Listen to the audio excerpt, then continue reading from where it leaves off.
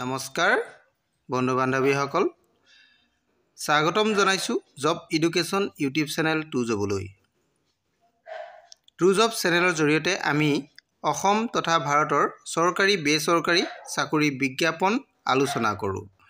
আজিও ঠিক তেনেধৰণে এটা বিশেষ বিজ্ঞাপনৰ বিষয়ে আলোচনা কৰিম। গতিকে বন্ধু বান্ধৱীসকল ভিডিঅ'টো শেষলৈকে চাব।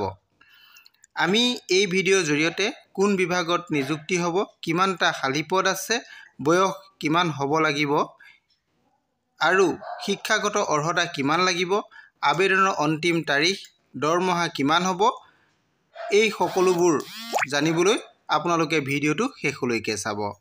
যদি আপোনালোক মোৰ চেনেলত প্ৰথমবাৰলৈ আহিছে তেনেহ'লে চেনেলটো ছাবস্ক্ৰাইব কৰি দিব। বন্ধু বান্ধৱীসকল আহক আমি এতিয়া ভিডিঅ'টো আৰম্ভ। বন্ধু বান্ধৱীসকল আজি মই যিটো বিজ্ঞাপন লৈ আপোনালোকৰ ওচৰলৈ আহিছোঁ এইটো বিজ্ঞাপনটো চাওক। আপোনালোকক মই বিজ্ঞাপনটোৰ ডিটেইলছ দেখাই দিব বিচাৰিছোঁ। এই বিজ্ঞাপনটো প্ৰকাশ কৰা হৈছে research development section Indian institute of technology Guwahati অৰ্থাৎ IIT গুৱাহাটীৰ পৰা এই বিজ্ঞাপনটো প্ৰকাশ কৰিছে। এই IIT গুৱাহাটীত কিছুমান পদ খালী হৈ আছে। এই পদসমূহ কি মই আপোনালোকক দেখাই দিব বিচাৰিছোঁ। ইয়াতে যিটো পদ আছে সেই পদটো হৈছে অফিচ এছিষ্টেণ্ট অৰ্থাৎ এইটো প্ৰজেক্ট মোডত হয়। অফিচ এছিষ্টেণ্ট পদ আছে। ইয়াৰে পদ আছে টোটেল 5টা পদ আছে। ইয়াতে টোটেল পদ হৈছে 5টা। ইয়াৰ কাৰণে দৰমহাটো আপোনালোকৰ 20,000 টকাৰ পৰা আৰম্ভ হ'ব আৰু ইয়াৰ কাৰণে আপোনালোকৰ যিটো শিক্ষাগত অৰ্হতাটো আপোনালোকৰ ইয়াত প্ৰয়োজন হ'ব BCom হ'ব লাগিব অৰ্থাৎ পোষ্ট গ্ৰেজুৱেট ইন কমাৰ্চ হ'লেও এই পদত আপোনালোকে এপ্লাই কৰিব পাৰিব। লগতে আপোনালোকৰ ইয়াতে minimum 1 year experience in finance and একাউণ্টছত কাম কৰা থাকিব লাগিব আৰু আপোনালোকৰ MS অফিচৰ নলেজ লগতে টেলিৰ নলেজ আপোনালোকৰ থাকিব লাগিব। এইকেইটাত যদি আপোনালোকৰ আছে তেনেহ'লে আপোনালোকে এই পদত এপ্লাই কৰিব পাৰিব। অৰ্থাৎ আপোনালোকৰ যদি BCom পাছ কৰি আছে তেনেহ'লেও কৰিব পাৰিব আৰু যদি আপোনালোকে কমাৰ্চত মাষ্টাৰ ডিগ্ৰী লৈ আছে তেনেহ'লেও অৰ্থাৎ MCom যদি হয় তেতিয়াহ'লেও এই পদৰ কাৰণে আপোনালোকে এপ্লাই কৰিব পাৰিব। আৰু যদি আপোনালোকৰ ফাইনেন্স এণ্ড একাউণ্টছত কাম কৰা অভিজ্ঞতা আছে তেতিয়াহ'লে এই পদৰ কাৰণে আপোনালোকে এপ্লাই কৰিব পাৰিব।